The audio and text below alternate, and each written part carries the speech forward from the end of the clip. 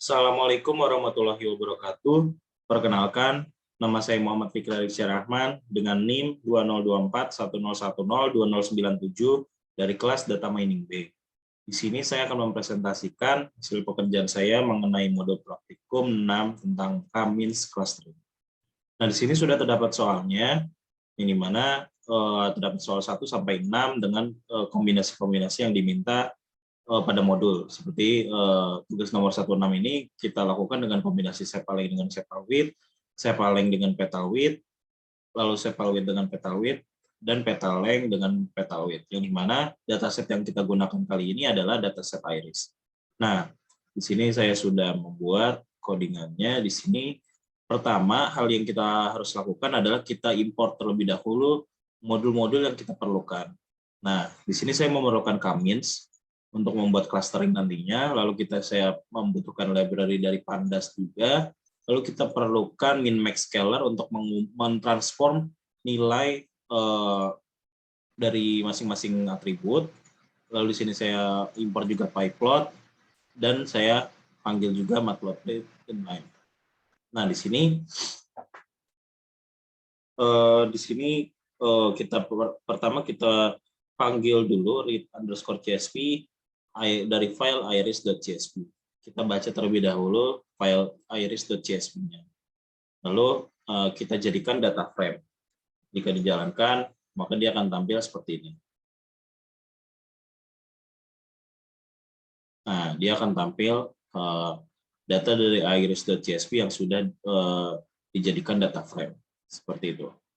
Lalu di sini normalisasikan dataset iris menggunakan normalisasi min-max. Nah, di sini caranya adalah pertama kita panggil dulu fungsi dari min-max scaler, kita tampung ke dalam variabel scaler. Nah, di sini yang saya lakukan adalah saya panggil satu-satu atribut terlebih dahulu. Jadi saya mulai dari sepal length ini saya panggil scalar fit. Kita panggil data frame dengan parameter sepal length, kita panggil value dari parameter sepal length. Lalu kita jadikan data frame dari atribut sepal length ini kita transform menjadi nilainya itu antara rentang dari 0 sampai 1 dengan cara kita panggil ini scalernya, variabel yang mengandung min-max scalernya, fungsi min-max scaler. Lalu kita transform dari data frame-nya nilai atribut sepal length seperti itu. Lalu sama juga seperti sepal width, di sini kita panggil atribut sepal width-nya, lalu kita transform menjadi rentang nilainya itu 0 sampai 1. Sama juga seperti petal length, kita transform juga menjadi 0 sampai 1, dan petal width juga kita transform menjadi rentang nilainya itu 0 sampai 1. Maka jika kita tampilkan, nah dia akan tampil seperti ini. Ini berarti sudah ternormalisasikan menjadi rentang nilainya itu menjadi antara 0 sampai dengan 1 seperti itu. Lalu tampilkan scatter plot sebelum clustering. Nah, untuk menampilkan plot scatter ini saya membuat function agar nantinya bisa dipanggil berkali-kali dan untuk mengefisienkan penulisan kode. Nah, di sini saya buat fungsi bernama plot scatter dengan parameter x, y yang dimana nantinya diisi dari kombinasi atribut yang diminta. Di sini saya buat plt.scatter, kita panggil data frame dengan parameter x dan data frame dengan parameter y. Lalu di sini kita berikan label pada X dan kita berikan label juga pada Y. Nah, di sini kita run, lalu kita tampilkan plot scatter sebelum clustering. Nah, di sini kita lihat sepal length karena yang diminta ini adalah sepal length dengan sepal width. Yang pertama, kita panggil saja function plot scatter sepal length dengan sepal width. Maka dia akan tampil seperti ini. Nah, ini merupakan plot scatter dari kombinasi sepal length dengan sepal width sebelum terjadinya clustering seperti itu. Jadi belum terlihat pengelompokannya ya. Lalu yang kedua yaitu sepal length dengan petal width. sepaleng dengan peta width. Nah, di sini kita cukup ganti parameternya saja menjadi sepaleng dengan peta width, kita run. Tadi akan tampil seperti ini, plot scatternya. Lalu kombinasi ketiga yaitu sepal width dengan peta width. Sepal width dengan peta width. Nah, ini sepal width dengan peta width. Kita ganti juga parameternya. Lalu kita run. Nah, di sini sudah terlihat plot scatternya dari kombinasi sepal width dengan peta width. Lalu terakhir peta length dengan peta width. Peta length dengan peta width. Nah, ini kita ganti lagi parameternya dengan peta length dan peta width. Kita run. Nah, di sini sudah terlihat plot scatternya seperti itu. Lalu cluster dataset iris dengan nilai CAS 2,3,4. Nah, di sini berarti kita harus menjalankan atau membuat clustering dengan nilai nilai K yang berbeda-beda. Jadi pertama kita bagi menjadi 2 cluster, lalu 3 cluster, lalu 4 cluster seperti itu. Nah, di sini untuk membuat clusteringnya, saya buat function bernama clustering dengan parameter n, x, y, yang dimana isinya adalah saya buat variabel km untuk menampung fungsi dari K-means dengan parameter n cluster sama dengan n, yang dimana n ini adalah nantinya kita ingin membagi data ini menjadi berapa kelompok seperti itu, apakah 2, apakah 3, apakah 4, dan sebagainya. Lalu kita buat variabel yPredict yang dimana kita panggil dari variabel km-nya km.fitPredict dengan dan kita akses data frame dengan parameter x, y. Yang dimana nanti hasil dari prediksinya ini kita panggil sini dan kita tampung ke dalam data frame dengan parameter cluster, dengan value cluster seperti itu. Lalu kita returnkan km.clusterCenter, di mana ini mereturnkan centroidnya ya. Lalu di sini kita panggil scatter cluster yang dimana kita buat function scatter cluster untuk menampilkan plot scatter setelah terjadinya clustering atau pembagian kelompok seperti itu dengan parameter sama seperti yang di atas yaitu n, x, y, yang dimana centroidnya kita panggil dari clustering ini. Centroid kita panggil function clustering, lalu di sini kita buat df0, variabel df0 dengan df.cluster sama dengan 0, lalu df1 juga kita panggil df.cluster sama dengan 1, lalu data frame 2, df2 kita panggil df dengan df.cluster sama dengan 2, dan df3 sama dengan 3, seperti itu.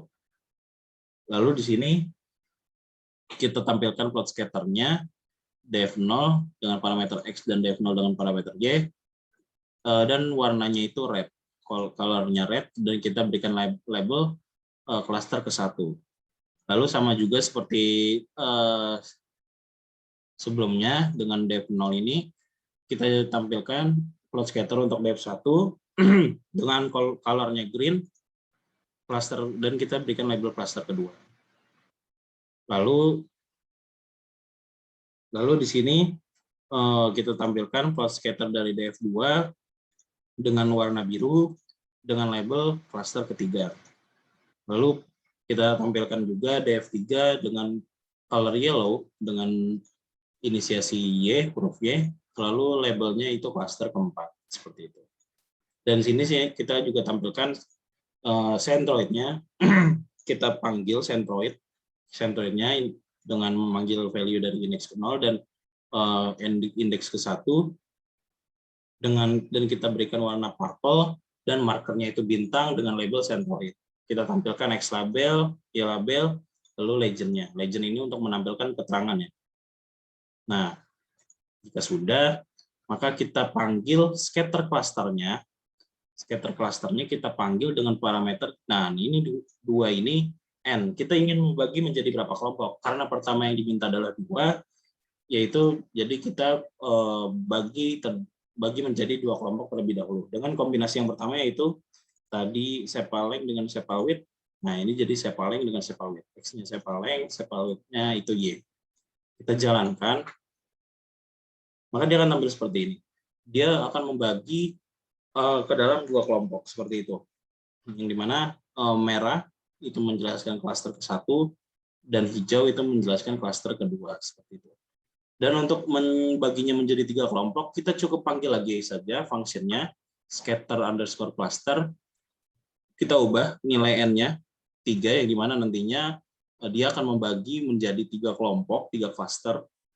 Lalu dengan parameter yang masih sama, separating dengan separate. Kita jalankan, maka dia akan tampil seperti ini, yang dimana merah ini klaster ke-1, hijau ini klaster kedua, biru ini klaster ketiga, dan sentroidnya ini ungu ya, dengan marker bintang. Di sini dapat terlihat di tengah, sini, dan sini, seperti itu. Lalu untuk membaginya menjadi 4 kelompok, kita hanya perlu mengubahnya ini menjadi 4. Lalu di sini 4 kita run. Nah, dia akan membagi menjadi 4 kelompok.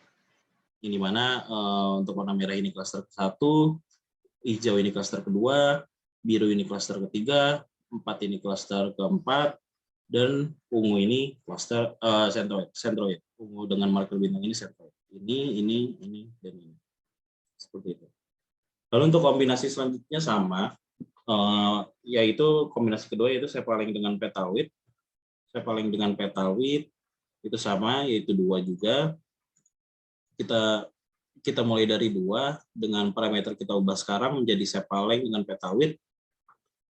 Nanti jika di run dia akan membagi menjadi 2 kelompok. Seperti itu.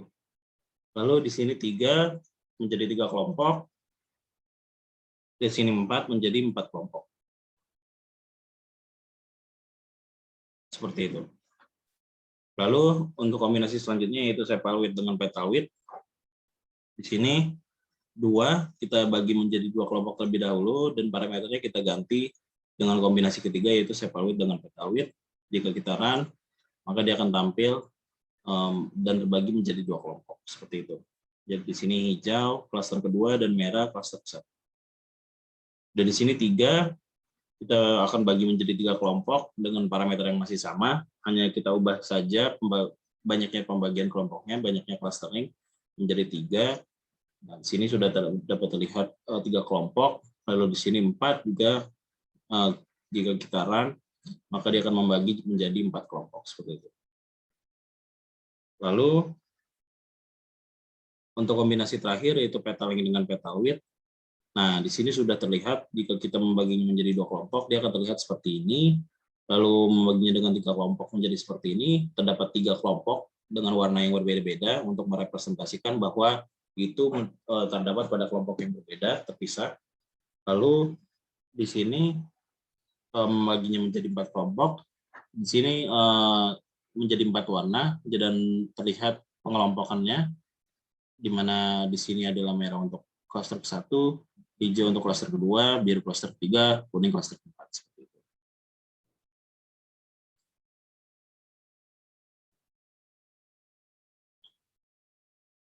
Nah, di sini tampilkanlah scatter plot setelah clustering tadi sudah ya. Jadi ini setelah scatter plot setelah clustering. Nah ini setelah clustering.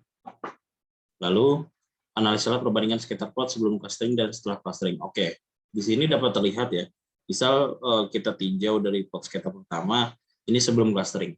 Dia tidak terlihat pengelompokannya. Jadi kelompoknya itu masih abu-abu, masih sangat abu-abu. Kita tidak bisa melihat pengelompokan dari plot scatter sebelum terjadinya clustering. Sedangkan jika kita sudah melakukan clustering, dia terlihat sekali ke pengelompokannya, bahwa di sini merupakan cluster, misal cluster ke-1, lalu di sini cluster kedua. Dia dapat terlihat clusternya, dapat terlihat pembagian kelompoknya. Lalu kita lihat lagi di yang lain. Nah, di sini juga terlihat pengelompokannya ya, dengan ditandai dengan warna yang berbeda untuk menandakan bahwa data itu terdapat pada kelompok yang berbeda, seperti itu.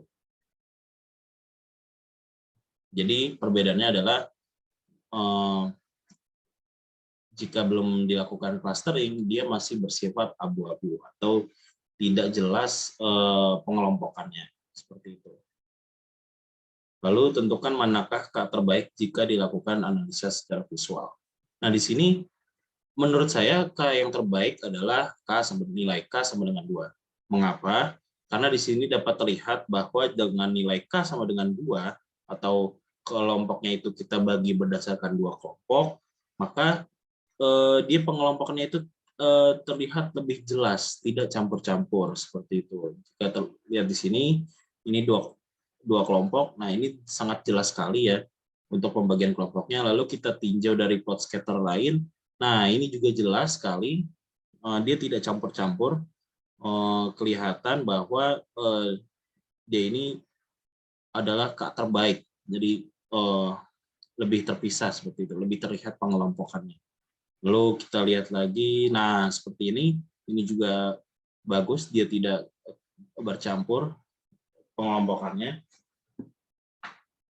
Lalu di sini juga, nah ini juga dia terlihat sekali pengelompokannya. Jadi K terbaik adalah nilai K sama dengan 2, seperti itu. Baik, sekian presentasi dari saya. Kurangnya mohon maaf. Wassalamualaikum warahmatullahi wabarakatuh.